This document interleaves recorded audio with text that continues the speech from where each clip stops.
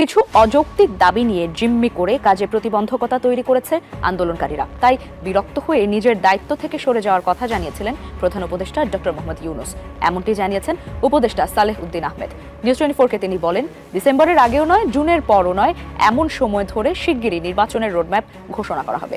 এর আগে করা হবে কিছু জরুরি সংস্কার এবং জুলাই গণহত্যার বিচার। সেনাপ্রধান ফাইনালি বুঝে গেছেন ভালোভাবেই যে তিনি কিছু পারবেন না। তিনি আসলে ভয় আছেন, তিনি বরং নিজেকে বাঁচানোর চেষ্টা করছেন। এই যে একটা অস্থিতিশীলতা সেনাপ্রধান সৃষ্টি করলেন, যে একটা রাত বাংলাদেশের জনগণ ঘুমায়নি, যে ওয়াকারকে আকাম করে আমাদের ঠেকাতে হবে। বৃহস্পতিবার রাতে বাংলাদেশের জনগণ জেগেছিল। প্রস্তাব কইরা দিলে নাকি সব ভাইসে যাবে। এই অন্য আপনাকে বিনীত অনুরোধ করি, গত 16 বছর আপনার প্রস্তাব করতে নিষেধ করছে কেটা? মানে গত 16 বছর আপনি প্রস্তাব করেন নাই কেন? আল্লাহর রাস্তায় বলেন। কারণ ওনার নিয়োগকর্তা যদি ছাত্ররা হয়, এনসিপি হয়, তারা তো ওনার বারবার সমর্থন দিচ্ছে। তাহলে উনি কেন পদত্যাগের চিন্তা করতেছেন? কারণ যতটুকু বক্তব্য নাহিদের মুখ দিয়ে শুনছি, রাজনৈতিক দলগুলো বা বাকি যারা আছে ওনাকে সহযোগিতা করতেছে না। তো ওনাদের কি শাসন করা যাবে না? শাসনও করা যাবে না। এখন এই সিচুয়েশনে গতকালকে সন্ধ্যার আগ পর্যন্ত বা রাত 8-9টা পর্যন্ত আমরা দেখছি ধাপে ধাপে সবার সাথে তিনি বৈঠক করেছেন। গভীর রাতে প্রেস উইং থেকে বক্তব্য আসছে, কিন্তু এরপরে আরেকটা আসছে। গভীর রাতে যে সিদ্ধান্ত আসছে আমাদের সামনে, আমি মনে করি এটা কাজে দিবে। আমার কাছে মনে হয় পরিকল্পিতভাবে এই ধরনের মেসেজ আমাদেরকে দেওয়ার চেষ্টা করা হয়েছে, মেসেজ সামনে আনার চেষ্টা করা হয়েছে। সোজা বাংলায় বলতে গেলে সেনাপ্রধান এবং বিএনপিকে ধমক বা হুমকি দেওয়া হয়েছে বলা যেতেই পারে। আমরা একটু স্টেটমেন্টটা পড়ি, তারপরে এটা একটু পুঙ্খানুপুঙ্খভাবে অ্যানালাইজ করতে হবে, কারণ এটা অফিসিয়াল স্টেটমেন্ট। এর প্রতিটা শব্দ, প্রতিটা বাক্য তো বটেই, প্রতিটা শব্দ খুব গুরুত্বপূর্ণ। 9 মাস হয়ে গিয়েছে, কি হয়েছে? 9 মাস হয়ে গিয়েছে, সেনাপ্রধান কি ক্ষমতা নিয়েছে? 9 মাস হয়ে গিয়েছে, সেনাপ্রধান কি ইনূস সাহেবকে ঘাড় ধরে বের করে দিয়েছে? তাহলে কেন মিথ্যাচার সিরিজ আকারে, যে মিথ্যাচারের মধ্য দিয়ে জাতি কত বড় ক্ষতিগ্রস্ত হচ্ছে। প্রিয় দর্শক শ্রোতা, আসসালামু আলাইকুম। নতুন একটা ভিডিওতে জানাচ্ছি আপনাদের স্বাগতম। এই মুহূর্তে পাওয়া তাজা এবং গরম খবর। ভারত, পাকিস্তান, বাংলাদেশ এগুলোকে নিয়ে কিন্তু ভয়ঙ্কর তথ্য জানিয়েছে গণমাধ্যমে, বিশেষ করে ডক্টর মোহাম্মদ ইউনূস কেমন ভাষণ দিয়েছে সেই বিষয়টি ক্লিয়ার করেছে গণমাধ্যমে। আপনারা ইতিমধ্যে ভিডিওর অংশ দেখে বুঝে গেছেন আমি কোন বিষয় নিয়ে আলোচনা করতে যাচ্ছি, সেই সাথে কোন বিষয় নিয়ে আজকের এই ভিডিওতে কথা বলতে যাচ্ছি। আমি আশা রাখবো আপনারা সম্পূর্ণ ভিডিওটি দেখে যাবেন, একটু স্কিপ করবেন না। সম্পূর্ণ ভিডিওটি দেখলে আপনারা অনেক কিছু জানতে পারবেন এবং বুঝতে পারবেন। সেই সাথে আজকের এই ভিডিওটি খুবই গুরুত্বপূর্ণ হতে চলেছে। প্রিয় দর্শক শ্রোতা, বেশি কথা বাড়াবো না, সরাসরি বিস্তারিত ভিডিওতে নিয়ে যাবো। তার আগে রিকোয়েস্ট করবো, যারা এরকম ভিডিও দেখতে পছন্দ করেন এই চ্যানেলটি সাবস্ক্রাইব করে পাশে থাকা বেল আইকনটি বাজিয়ে রাখবেন। ইতিমধ্যে যারা সাবস্ক্রাইব করে দিয়েছেন তাদের জানাচ্ছি অসংখ্য ধন্যবাদ। সম্মানিত দর্শক বন্ধুরা, চলুন তাহলে এই ভিডিওতে লাইক করে দিয়ে আমরা বিস্তারিত ভিডিওগুলো মোবাইলের স্ক্রিন থেকে ধারাবাহিকভাবে একের পর এক দেখে আসি। করে কাজে প্রতিবন্ধকতা তৈরি করেছে আন্দোলনকারীরা। তাই বিরক্ত হয়ে নিজের দায়িত্ব থেকে সরে যাওয়ার কথা জানিয়েছিলেন প্রধান উপদেষ্টা ডক্টর মোহাম্মদ ইউনূস। এমনটি জানিয়েছেন উপদেষ্টা সালেহ উদ্দিন আহমেদ। নিউজ 24-কে তিনি বলেন, ডিসেম্বরের আগেও নয়, জুনের পরও নয়, এমন সময় ধরে শিগগিরই নির্বাচনের রোডম্যাপ ঘোষণা করা হবে। এর আগে করা হবে কিছু জরুরি সংস্কার এবং জুলাই গণহত্যার বিচার। শাহনাজ ইয়াসমিনের রিপোর্টে বিস্তারিত।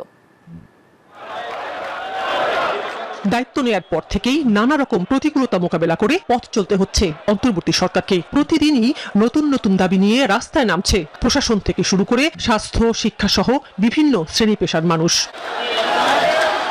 সবশেষ বিএনপি নেতা ইশরাক হোসেনকে মেয়রের শপথ পড়ানো দাবিতে আন্দোলন ছাপিয়ে যায় আগেরগুলোকে। হাইকোর্টের রায়ে আন্দোলন স্থগিত হলেও সেদিন দিনব্যাপী গুঞ্জন প্রধান উপদেষ্টার পদত্যাগের।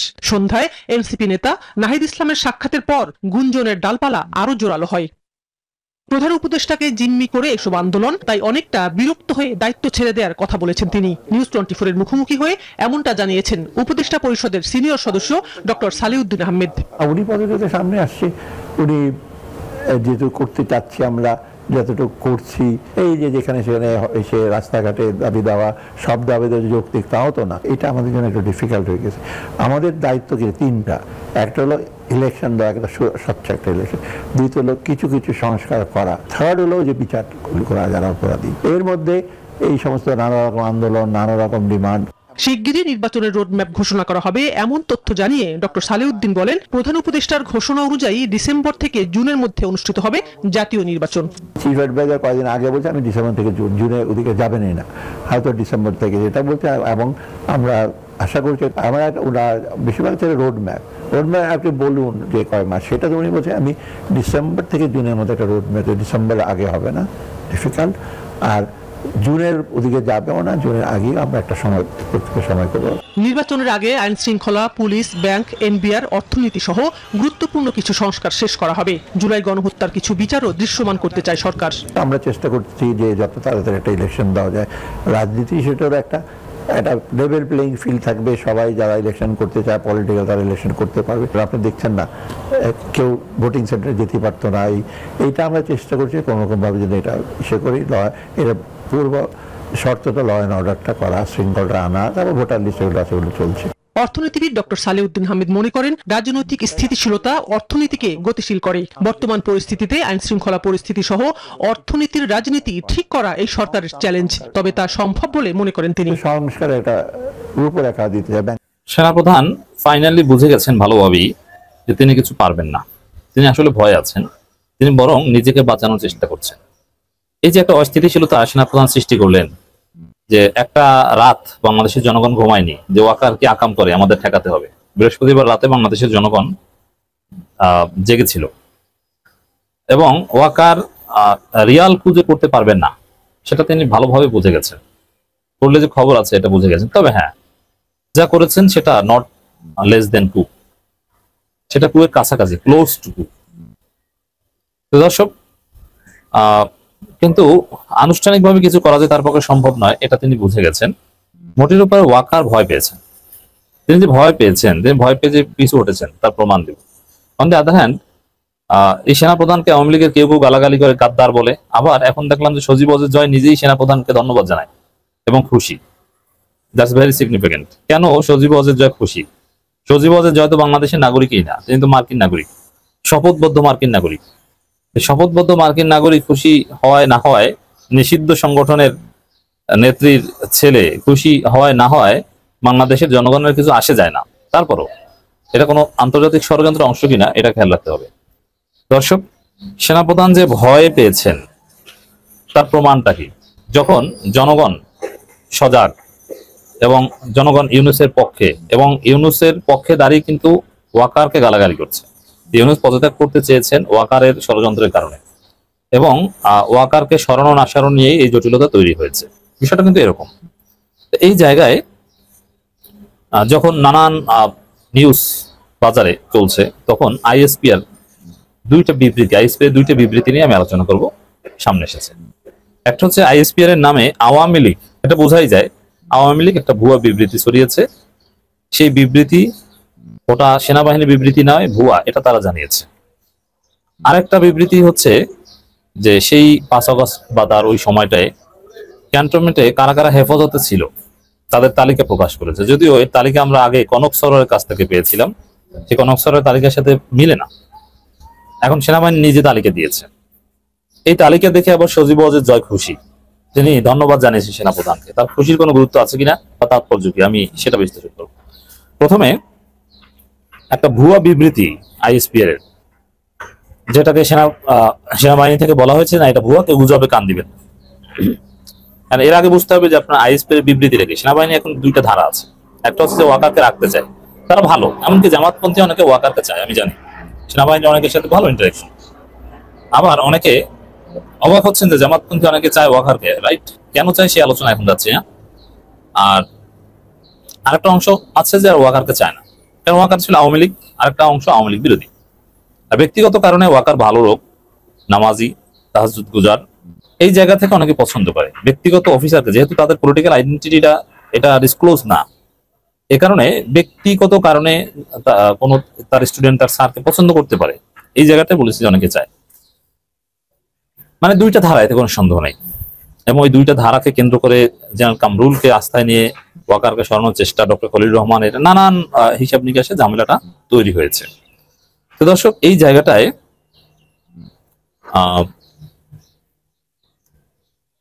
জায়গাটায় দেখবেন যে সেনাবাহিনীর অনেক ভিতরে খবর যেটা আমাদের জানার কথা না, কিন্তু এটা আমরা জানতে পারি। এটা কিন্তু সেনাবাহিনীর দুইটা ধারার কারণে জানতে পারি। যেমন এই ওয়াকারের যে বক্তব্য নিয়ে রাজনীতি দিয়ে তোলপাড়, তিনি মানবিক করিডোর নিয়ে যা বলেছেন, তিনি চট্টগ্রাম বন্দর নিয়ে যা বলেছেন, প্রফেসর ইউনূসকে যা বলেছেন, এই বিষয়গুলো আমরা নেতিবাচকভাবে তীব্র প্রতিক্রিয়া জানাচ্ছি। আমরা এটা পেয়েছি কিভাবে? আইএসপিআর বিবৃতি দিয়েছে যে অফিসার্স অ্যাড্রেসে ওয়াকার এটা বলেছেন না, তাহলে আমরা এটা কোথায় পেয়েছি? এটা আমরা পেয়েছি অসমর্থিত সূত্র। এই অসমর্থিত সূত্র কারা? আবার দেখবেন যে মাঝে মাঝে নেত্র নিউজ বা বিভিন্ন জায়গায় সেনা সদর নামে কিছু বিবৃতি আছে, সেনা সদর জানিয়েছে। ওই সেনা সদর কিন্তু আইএসপিআর না বা সেনাপ্রধান, ওই সেনা সদরের রেফারেন্স দিয়ে বা উপস্থিত কর্মকর্তার রেফারেন্স দিয়ে আপনারা গণমাধ্যমে যা পড়েন এটা হচ্ছে ওয়াকার বিরোধীদের বক্তব্য। মানে তারা এটা বাইরে জানায়, তারা জানায় বলে জানতে পারি, নাহলে কিন্তু আমরা জানতে পারতাম না। আমাদের জানার একটাই সোর্স, সেটা হচ্ছে আইএসপিআর। আইএসপিআর কিন্তু অফিসার্স অ্যাড্রেসে কি বলেছে ওয়াকার সেটা বলেনি। তাহলে ওয়াকার বিরোধী একটা অংশ আমাদেরকে নিউজগুলো জানায়, জাতিকে জানায়, আর সেটা নিয়ে আমরা তোলপাড় তৈরি করতে পারি। আর আইএসপিআর যেটা বলে সেটা ওয়াকারের বক্তব্য, আর আইএসপিআর বাইরে যেটা সেটা ওয়াকার বিরোধীদের বক্তব্য। ক্লিয়ার? তো এখানে আইএসপিআর যে বিবৃতি দিয়েছে এটা হচ্ছে ওয়াকারের ভয়ের প্রতিফলন। ভয় পেয়ে বিবৃতি দিয়েছে। কি? আওয়ামী লীগের লোকজন একটা ভুয়া বিবৃতি ছড়িয়েছে, সেনাবাহিনী অনেক ধৈর্য ধরেছে, আর ধৈর্য ধরবে না, কোনো মত তারা মানবে না। এই যে ঢালাও মামলা, ঢালাও গ্রেপ্তার, এটা চলবে না। এখন দেখেন ঢালাও মামলা, ঢালাও গ্রেপ্তার এগুলো নিয়ে কনসার্ন কার? আওয়ামী লীগ। অতএব এটা আওয়ামী লীগের বিবৃতি, গুজব। কারণ এটা বলছে যে গুজব, যেমন জনগণকে গুজবে কান না দেওয়ার অনুরোধ করেছে বাংলাদেশ। সচেতনতামূলক একটা বিজ্ঞপ্তি দেয় তারা। সেনাবাহিনী বলছে সম্প্রতি একটি স্বার্থান্বেষী মহল বাংলাদেশের সশস্ত্র বাহিনীর লোগো ব্যবহার করে একটি ভুয়া প্রেস বিজ্ঞপ্তি প্রকাশ করেছে, যার মাধ্যমে সাধারণ জনগণের মাঝে বিভ্রান্তি সৃষ্টির পাশাপাশি সশস্ত্র বাহিনীর জনগণের মাঝে বিভেদ তৈরি অপচেষ্টা চলছে। এর মানে এই যে এগুলোতে এই গুজবে কান দিবেন না। তাহলে ওই গুজবে কি ছিল? গুজবে ছিল এই মব করলে খবর আছে, ঢালাও মামলা চলবে না, সেনাবাহিনী এখন থেকে অ্যাক্টিভ থাকবে না। এর মানে এই জায়গাগুলো ঠিক না, সেনাবাহিনী এগুলো নিয়ে কোনো কথা বলছে না। বুঝতে পারছেন? ভয়ে এই বিবৃতি দিয়েছে। এছাড়া এতদিন পর কেন ক্যান্টনমেন্টে আটকদের তালিকা প্রকাশ করলো? কারণ এখন ভয় পেয়েছে। না, আমরা কোনো অপরাধ করিনি, মানে এমন ভাবে দেখিয়েছে যে যারা সেনা হেফাজত, মানে সেনাবাহিনী এখন জনগণের কাঠ গড়ায়। এখানে ওয়াকার দেখিয়েছে ভাই আমাদেরকে গালাগালি করেন কেন? আমরা তো আওয়ামী লীগ না। আওয়ামী লীগের যারা আমাদের হেফাজতে ছিল এরা তো বেশিরভাগই গ্রেপ্তার হয়েছে, যারা গ্রেপ্তার হয়নি তারা দেশে আছে। আমরা কাউকে পালিয়ে দিয়েছি বিষয়টা এরকম না। যদিও ওয়াকারের তালিকা আমরা বিশ্বাস করব এর নিশ্চয়তা নেই। যেমন হাসান মাহমুদ কোথায় ছিল? এই ধোঁয়াশা কাটেনি। মানে এখানে সেনাপ্রধান এই আইএসপির বিবৃতির মাধ্যমে দেখিয়েছে, তালিকা প্রকাশের মাধ্যমে, যে না আমরা কাউকে পালাতে দেয়নি, আমরা জনগণের পক্ষে আছি, অতএব আমরা আওয়ামী লীগ না, আওয়ামী লীগ স্পেশাল অ্যাডভান্টেজ আমরা দেই, এটা দেখিয়েছে। কিন্তু এটা বিশ্বাসযোগ্য না। তো এখানে সজীবদের জয় আবার খুশি হয়েছে, এটা ভয় দিয়েছেন নিজেকে বিশ্বস্ত প্রমাণ করার জন্য। হ্যাঁ, ওয়াকার অনেক অবদান, সেনাবাহিনী অনেক স্ট্রিক আছে, দ্যাটস রাইট। কিন্তু তিনি তো আওয়ামী লীগ করতেন বা শেখ হাসিনা অ্যাপয়েন্টেড, এটা তো আর বুঝতে পারবেন না। তিনি দায়িত্ব পালন করুক, কিন্তু ডক্টর ইউনূসের সাথে কন্ট্রাডিকশনে যে নয়। আমাদের কথা হচ্ছে এটা। এখানে সজীব যা ফেসবুকে লিখেছেন, এখন বোঝা যাচ্ছে সেনাবাহিনী কেন এতদিন পর তাদের হেফাজতে থাকা ব্যক্তিবর্গের তালিকা প্রকাশ করলো। খেলা বুঝতে হবে। সম্ভবত প্রধান বিচারপতি ওবায়দুল হাসানের সই নকল করে সুপ্রিম কোর্টের পূর্ণাঙ্গ বেঞ্চের মিথ্যা রেফারেন্স তৈরি করেছিল ইউনূসগণ। ওই মিথ্যা রেফারেন্সের শপথ নেন ইউনূস সরকার। সেখানে পূর্ণাঙ্গ বেঞ্চের কথা বলা হলেও অন্য কোনো বিচারপতির সই ছিল না, বরং তারা বিচারপতিদের বাসায় গিয়েছেন এই খবরও প্রচার করা হয়েছিল। অথচ আইএসপিআর তার লিস্ট থেকে দেখা যায় যে প্রধান বিচারপতি ওবায়দুল হাসান ও এনায়েতুল রহিম সেনাবাহিনী হেফাজতে ছিল, যা কেউ জানতো না। ধন্যবাদ বাংলাদেশ সেনাবাহিনীকে তালিকা প্রকাশের মাধ্যমে গোপন সত্য সামনে আনার জন্য ইউনূস সরকার এই শপথ গ্রহণ অবৈধ, কোনো সন্দেহ নেই। এর মানে এখানে সজীব দেখানোর চেষ্টা করেছেন যে যেহেতু প্রধান বিচারপতি সহ আরো বিচারপতিরা সেনা হেফাজতে ছিলেন, অতএব তারা তো ওই যে রেফারেন্স দিয়েছেন যে না একটা অন্তর্বর্তীকালীন সরকার হতে পারে সংবিধানে একটা আর্টিকেলের অধীনে, ওটা ঠিক না, ওটা ভুয়া, এটা বলার চেষ্টা করেছেন। অতএব এটা অবৈধ সরকার। সেনাপ্রধান এই তালিকা প্রকাশের মাধ্যমে এই সরকারকে অবৈধ হিসেবে প্রমাণ করেছে। সজীব জয় এখন খুশি। 9 মাস হয়ে গিয়েছে, কি হয়েছে? 9 মাস হয়ে গিয়েছে, সেনাপ্রধান কি ক্ষমতা নিয়েছে? 9 মাস হয়ে গিয়েছে, সেনাপ্রধান কি ইনুস সাহেবকে ঘাড় ধরে বের করে দিয়েছে? তাহলে কেন মিথ্যাচার সিরিজ আকারে, যে মিথ্যাচারের মধ্য দিয়ে জাতি কত বড় ক্ষতিগ্রস্ত হচ্ছে আপনি কি একটু ভাবলেনও না? আপনি বললেন রয়ের এজেন্ট হয়ে গিয়েছে জামাতের আমির ডাক্তার শফিকুর রহমান সাহেব, অমুককে কেন আনলেন, অমুককে কেমন আনলেন, ভিডিও লিংক তৈরি করে ফেললেন। মুখে একটু লজ্জা থাকা উচিত ছিল না? কই আপনার ভিডিও লিংক? কোন লিংকের ভিত্তিতে একজন তরতাজা দেশপ্রেমিক নাগরিককে জাতির কাছে অপদস্থ অপমান করার পরে আবার উল্লাসিত হাসি নিয়ে আপনারা বসে থাকেন আর আমরা গিলগিল করে খাচ্ছি? এগুলো একই উপায়ে বাংলাদেশের দুর্দিনে অনেক কষ্ট করে টিকেছিল 16টি বছর মাঠে ময়দানে বাংলাদেশ জাতীয়তাবাদী দল। আমরা তাদেরকে চরিত্র হনন করার জন্য এমন এমন কিছু কথা বলি যেটা এই দলকে বিব্রতকর অবস্থায় ফেলে দেয় এবং এই দলকে মনে হয় যেন আওয়ামী লীগের চাইতেও খারাপ। না, আওয়ামী লীগের চাইতে খারাপ বাংলাদেশে আর কিচ্ছু নাই। আর আওয়ামী লীগের সাথে উদাহরণ সৃষ্টি করার মতো দল বাংলাদেশে আর একটাও নাই। বিএনপিও তো চাচ্ছে নির্বাচন হোক, জামাতও চাচ্ছে নির্বাচন হোক, অন্য দলও চাচ্ছে নির্বাচন হোক। কেউ হয়তো চাচ্ছে ডিসেম্বরে, কেউ চাচ্ছে ফেব্রুয়ারিতে, আর সেনাপ্রধান চাচ্ছে ডিসেম্বরের মধ্যে হলে ভালো হয়। একজন রাষ্ট্রের সর্বোচ্চ ব্যক্তির সাথে গিয়ে কি কোনো অসদাচরণ করেছেন? চোখের সামনে দেখেন নাই মইনু আহমেদরা যখন অস্ত্র ত্যাগ করে গিয়ে দাঁড়িয়ে তারপরে একজন রাষ্ট্রের প্রধানকে সেই সময় একেবারে চুপচাপ সবকিছু শুনতে বাধ্য করেছিলেন? চোখের সামনে দেখেন নাই সেই ১/১১ কালো ইতিহাস?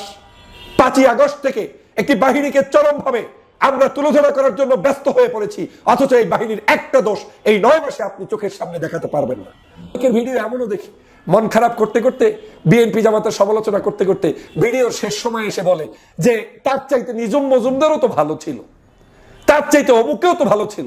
আমি একবার দেখলাম নূরের বিরুদ্ধে ভিডিও করতে গিয়ে বললেন তার চাইতে আওয়ামী লীগের সময় আমি স্বাধীনভাবে ধর্মকর্ম করতে পারছি। মানে কৌশল দেখেন, আপনাকে একটা নেগেটিভ একজনের ব্যাপারে বানাতে গিয়ে কৌশলে প্রমোট করছে আওয়ামী লীগকে, কৌশলে প্রমোট করছে আওয়ামী লীগের সমালোচকদেরকে। এগুলো বিভ্রান্ত হবেন না। আমি এক সময় নায়ক নায়িকা গায়ক গায়িকার বিরুদ্ধে একজন ভিডিও করতেন, আমি প্রতিবাদ করেছি, বিএনপির শীর্ষ নেতাদেরকে জানিয়েছি, অনেকের কাছে খারাপ হয়েছি, আমাকে বলেছেন তুমি বেশি বোঝো, এটাই সঠিক। এটা কখনোই সঠিক নয়। এ জাতির নায়ক লাগবে, গায়ক লাগবে, শিল্পী লাগবে, সাহিত্যিক লাগবে, সাংবাদিক লাগবে, আলেম লাগবে, কারি লাগবে, মুয়াজ্জিন লাগবে। দেশের সবাইকে নিয়ে দেশ গঠন করতে হবে। তুমি একজন ব্যক্তি বাংলাদেশ চালাবা আর সবার মধ্যে বিশৃঙ্খলা তৈরি করে প্রত্যেকের তুলনা করার জন্য বসে থাকবা, এটা কোনো কাজ নয়। রাজনীতিবিদদের মধ্যে অনৈক্য তৈরি করা, বিভেদ সৃষ্টি করা, বাংলাদেশের বিভিন্ন বাহিনীগুলোর মধ্যে বিভেদ সৃষ্টি করা, অবিশ্বাস তৈরি করা, একে অপরের বিরুদ্ধে বিষোদ্গার করা, এটা আমাদের দেশের জন্য কখনোই কল্যাণকর নয়। বাংলাদেশের রাজনীতিতে একটি অসুস্থ সংস্কৃতি চালু হয়েছে, যা কিছু আসে মুখে সব বলে দাও। আর আমাদেরও একটি ধারণা হয়েছে যা কিছু কেউ না কেউ বলছে তা গ্রহণ করে নাও। কিন্তু আমি ভাবছি না যে আমাকে যে কথাগুলো শোনানো হচ্ছে সেই কথাগুলো যে শোনাচ্ছে এবং যার বিরুদ্ধে বলে শোনাচ্ছে ওই ব্যক্তি তার চাইতে কত হাজার গুণ নিকৃষ্ট কিংবা ভালো, এই চিন্তা আমাদের মাথায় নেই এবং কাজ করে না। বাংলাদেশের ভুলের ঊর্ধ্বে কোনো মানুষ নাই, বাংলাদেশ না পৃথিবীতে এমন কোনো ব্যক্তি নিজ গায়ে হাত দিয়ে বলতে পারবে না যে তিনি নিষ্পাপ, তিনি রাজনীতিতে চরম মাত্রার একজন বিশ্বস্ত, এত বিশ্বস্ত যে তার চাইতে আর পৃথিবীতে ভালো কেউ নেই। এই কথা কেউ বলতে পারবে না, কোনোদিন বলতে পারবে না। অ্যাকসেপ্ট প্রফেট ছিলেন যারা, হয়তো তাদের ক্ষেত্রে বা তার পরবর্তী কিছু অনুসারী যারা ছিলেন তারা হয়তো সেই ভালো মানুষের মানদণ্ডের গ্যারান্টি দিয়ে কথা বলতে পারতেন। হোক সে ইসলামিক, হোক সে ভিন্ন দলের রাজনৈতিক নেতাকর্মী, আমরা এই কথা বলতে পারবো না যে আমি সেরা পৃথিবীর। তো যারা নিজেরাই আমরা সেরা বলতে পারি না, আমাদের এই ত্রুটি বিচ্যুতির পৃথিবীতে আপনি আমাকে আপনাকে বিভিন্ন জায়গায় দোষারোপ করে রাজনীতির মধ্যে অস্থিরতা সৃষ্টি করে, অনৈক্য সৃষ্টি করে ফায়দা লুটছি কার? আমি একটি কথা সবার আগে বলতে চাই, আপনি আওয়ামী লীগের বিরুদ্ধে, ফ্যাসিবাদের বিরুদ্ধে লড়াই করেছেন, সংগ্রাম করেছেন এবং দীর্ঘদিনের পথ পাড়ি দিয়ে তাকে আপনি বাংলাদেশ থেকে বিতাড়িত করেছেন। আপনার হাতে এখন অপশন থাকতে হবে। বাংলাদেশে আওয়ামী লীগ নেই আর আওয়ামী লীগ ফেরত আসবে না, তাহলে আমার এই বাংলাদেশে ক্ষমতায় আসবে কে? নিশ্চয়ই বাংলাদেশে আসতে হবে হয় বিএনপির, না হয় জামাত ইসলামের, না হয় নতুন ছাত্রদের গড়ে ওঠা সংগঠনের, না হয় অন্য কোনো আরো পার্টি এদেশে আছে, সেই পার্টিগুলোর ইসলামী আন্দোলন কিংবা গণ অধিকার কিংবা আরো ছোট বড় পার্টি আছে। এই যে কেউ তো আসতে হবে। আপনি যখন এই যে কেউ আসবে তাদেরকেও প্রতিবন্ধকতা তৈরি করবেন, তার বিরুদ্ধে এমন কিছু বিষোদ্গার তৈরি করে জনগণের কাছে বিশ্বস্ততা নষ্ট করবেন, তখন আপনি আনবেন কাকে? আসলে একটু মাথায় কাজ করে কিনা খেয়াল করে দেখেন যে আপনার উদ্দেশ্যটা কি। বাংলাদেশের আওয়ামী লীগ যাওয়ার পরে এই যে আমাদের ভুলে ভরা মানুষ, আমরা যারা অল্পতে ভুল করি, ছোটতে ভুল করি, বড়তে ভুল করি, রাজনীতি সিদ্ধান্ত নিতে ভুল করি, এই আমাদের মধ্যে থেকেই কাউকে না কাউকে রাষ্ট্র ক্ষমতায় আসতে হবে। এখন এক বন্ধু নামলেন বিএনপির বিরুদ্ধে বিষোদ্গার করতে, আর এক বন্ধু নামলেন জামাতের আমির সহ জামাতের বিরুদ্ধে বিষোদ্গার করতে। আজকে যে লোক বিএনপির বিরুদ্ধে ভিডিও করছেন, কালকে আরেকজনে জামাতের বিরুদ্ধে ভিডিও করছেন, আবার রোটেট করে। আবার ওই লোকই একসময় জামাতের বিরুদ্ধে ভিডিও করছেন, ওনাকে বলছে তুমি এখন বিএনপির বিরুদ্ধে ভিডিও করো। আর একজনের মাঝখানে বসে বসে সে আবার ভিন্ন কিছু করলেন। এবং এভাবে করে বিভিন্ন বাহিনী, বিভিন্ন সংস্থা, পুলিশ ডিপার্টমেন্ট, সেনাবাহিনী, বিশেষ করে সেনাবাহিনী, সেনাপ্রধান সহ বাংলাদেশের রাষ্ট্রীয় গুরুত্বপূর্ণ জায়গাগুলোতে এমন এমন কিছু দৃষ্টান্ত স্থাপন করে বক্তব্য দিচ্ছেন যাতে জাতি বিভ্রান্ত হচ্ছে, দেশ ক্ষতিগ্রস্ত হচ্ছে, এবং সেই ক্ষতিটা পুষানোর মতো কোনো অপশন তাদের হাতে নেই। আপনি যখন বলছেন আমি খারাপ, হু ইজ বেস্ট, অপশন তো আপনাকে দিতে হবে। আপনি কি তাহলে হু ইজ বেস্ট, তার মানে উদাহরণ দিতে গিয়ে আপনাকে সেই আওয়ামী লীগকেই টেনে আনতে হচ্ছে? তো আনছেন কাকে আপনি? আগামীর বাংলাদেশ বিনির্মাণের জন্য এই জামাত ইসলাম, এই বিএনপি, এই ইসলামী আন্দোলন, এদের বিকল্প কেউ নেই। এদের মধ্য থেকেই জনগণ চয়েস করবে কে ভালো আর কে মন্দ, তাদেরকে আমাদের সামনের কাতারে নিয়ে আসে। ডক্টর ইউনূস পদত্যাগ করতে পারেন এরকম একটা খবরকে কেন্দ্র করে যে অস্থিরতা তৈরি হয়েছিল, তার প্রেক্ষাপটে গতকাল 3টা রাজনৈতিক দল প্রধান উপদেষ্টার সাথে দেখা করেছিলেন। বিএনপি, জামায়াত ইসলামী, বাংলাদেশের আওয়ামী লীগের অবর্তমানে দুটোই সর্ববৃহৎ দল, সুতরাং এই দুটো যেতেই পারে। যদি একটা প্রশ্ন আছে, জামায়াত ইসলামের নিবন্ধন নেই, এখন পর্যন্ত তাদের নিবন্ধন স্থগিত আছে, সেটা শুনানি চলছে।